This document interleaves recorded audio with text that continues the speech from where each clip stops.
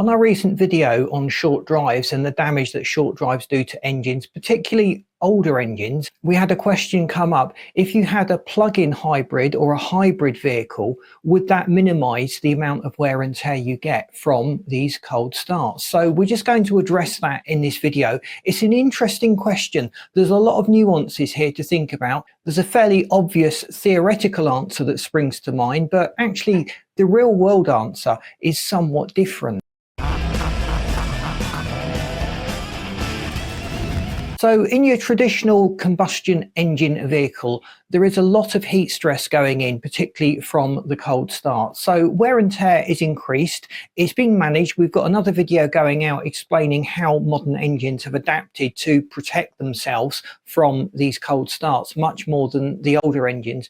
But there is more wear and tear that goes on during a cold start. The theory then is if you buy a vehicle that uses both an electric motor and battery and a conventional engine, you're starting on the electric motor, and if you only do short journeys, most of that is going to be on the electric motor, so you're minimizing the wear and tear on your combustion engine. Now, the theory is all well and good, but the reality is somewhat divorced from that understanding. If you have a hybrid vehicle, and please let me know in the comments what your experience has been, you'll find that depending on how heavy you are on the throttle, depending on what mood the car is in, you may well find the combustion engine kicking in to provide a little additional power. So you're not purely running on electric. So the theory that we have in our heads is that electric mode takes you up to the range of the battery and then the combustion engine cuts in. But the reality is much different to that. It's much more nuanced. The combustion engine is working in tandem with the electric motor. Even if the theory we accepted at the beginning that you get the full range out of the battery and then the combustion engine cuts in,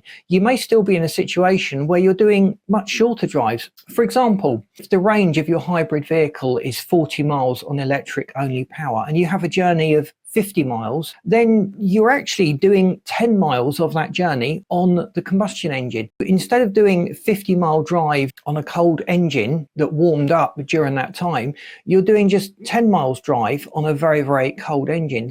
Does this matter so much in a modern engine? Well, things have moved on considerably. We used to have engine blocks and components made of different types of metal: steel, cast iron, aluminium if you're here in the UK, or aluminum if you're from another part of the world. So the expansion rates of all these different metals was very, very different. But modern manufacturing has led to a lot more consistency in the way that cars are produced. Aluminium expands more quickly than other metals that engines used to be made of. It is a better conductor of heat, so it allows a much more uniform heat transfer and allows the engine and the coolant and the oil in the engine to get up to temperature much more quickly. And because all of the components in the engine are now made from the same material, the expansion is aligned. So as the metals change their shape, the pistons change their shape as they heat up, everything in the engine is happening at the same time at the same rate, so the manufacturing tolerances can be much tighter. Your hybrid engine will run at a lower average temperature than a combustion engine just because it's not on all the time. A simple fact. So the average temperature of a hybrid engine is about 70 degrees, whereas a 90-degree temperature is the average in your combustion engine, where the combustion engine is being used all of the time. This has led manufacturers to source much thinner, higher quality oils. Synthetic oils are now able to cope with this unusual operating environment that you have in a hybrid vehicle. While the reality is that you may not be reducing the amount of short journeys you do on the combustion engine, buying a hybrid vehicle or a modern engine, you'll have much less wear and tear attributed to the cold start because it's been engineered better. It's been built differently to engines that we had 20, 30 years ago. And whether we drive much on the electric only power depends on our driving style. If we're very heavy with the throttle, then you're going to be using the combustion engine a bit more. I think generally the takeaway, the sensible thing to do with any car is to be gentle with it until the engine has warmed up to its operating temperature.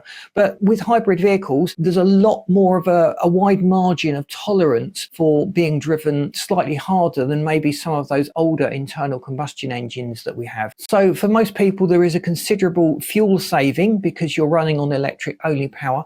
The question that's going to be raised from this video, and I'll do another video to answer it, is should you go for a plug-in hybrid electric vehicle, a PHEV or a PHEV, or should you just go for a hybrid electric vehicle? So that's your more traditional, you can't plug it in, it regenerates its power. So we'll look at the differences between those two types and help you to decide which would be more suitable for you and for your needs.